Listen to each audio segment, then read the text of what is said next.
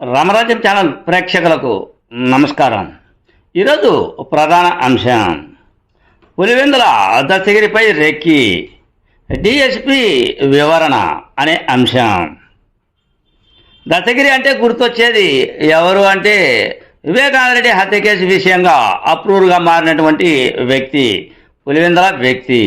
ఈ పులివెందుల వ్యక్తి ఎన్నో మార్లు కోర్టులను ఆశ్రయించారు, ఎన్నో మార్లు రగడలు అంటారు, ఎన్నో మార్లు పంచాయతీలు అంటారు, ఎన్నో మార్లు దత్తగిరి హల్చల్ చేశాడు రాజకీయం అంటారు. దత్తగిరిపై ఎంతో మంది ఎన్నో విధాలుగా కేసులు పెట్టారు. భార్య కూడా ఆ కేసుల అంశంగా ఒక డిబేట్ కార్యక్రమంలో పాల్గొంది. ఈ విధమైన పరిస్థితి దత్తగిరి అప్రూవ్గా మారిన వివేకానంద హత్య కేసులో మారిన దత్తగిరి పరిస్థితి ప్రతి ఏడాది ఏదో ఒక సంచలన సంఘటనకు దారితీస్తూ ఉంది. అందులో భాగంగా ఈరోజు ఏదో ప్రముఖ ఛానల్లో వచ్చింది వార్తా కథనం. దత్తగిరి ఇంటిపై రెక్కి నిర్వహిస్తూ ఉన్నారు అంట.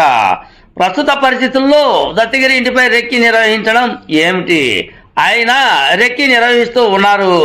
ఎవరు రెక్కి నిర్వహిస్తూ ఉన్నారో అర్థం కాని పరిస్థితి. దత్తగిరికి అనుమానం వచ్చినట్లు ఉంది. వెంటనే పులివెందుల పోలీస్ అధికారులను సంప్రదించినట్లు సుస్పష్టంగా అర్థం అవుతూ ఉంది.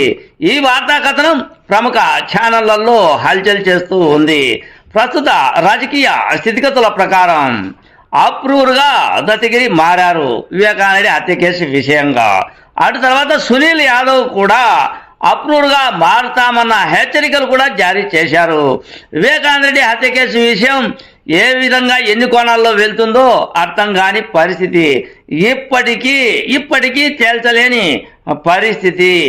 అందులో భాగంగా అసలు ఈరోజు దత్తగిరి ఇంటిపై రెక్కి నిర్వహించడం వెనుక ఏంటి సార్ ఈ పరిస్థితి అని నా రామరాజ్యం ఛానల్ తరపున పులివెందుల డిఎస్పి మురళీ నాయక్ను వివరణ కోరగా ఆయన చెప్పింది ఒకటే. ఆయన ఏం సమాధానం చెప్పాడో ఆ సమాధానానికి మనం చెప్పాల్సిన అవసరం లేదు.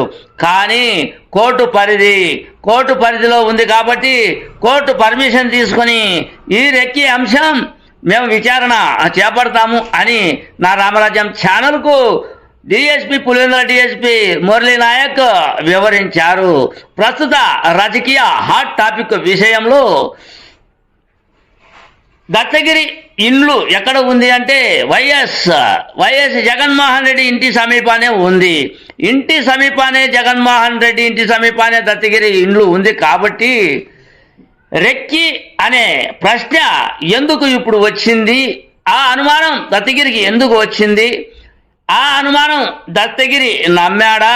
అసలు ఈ కోణంలో ఆలోచన చేస్తే నాకు ప్రాణాపాయ స్థితి ఉంది అని పూర్తిగా నమ్మి రెక్కి నిర్వహిస్తున్నారు అని దత్తగిరి నమ్మాడా?